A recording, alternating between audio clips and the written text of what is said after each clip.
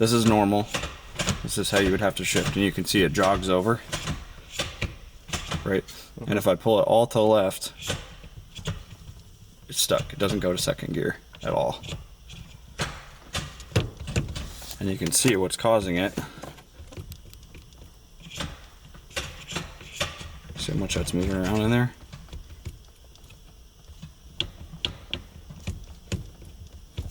Interface right here. And the plate is flexing. You can see this rail is part of the shifter plate. That flexes.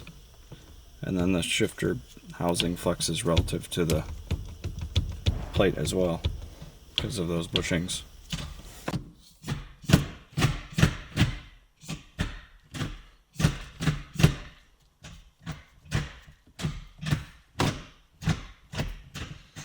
So now you can see we definitely can put some leftwards force into this and we don't hit the reverser.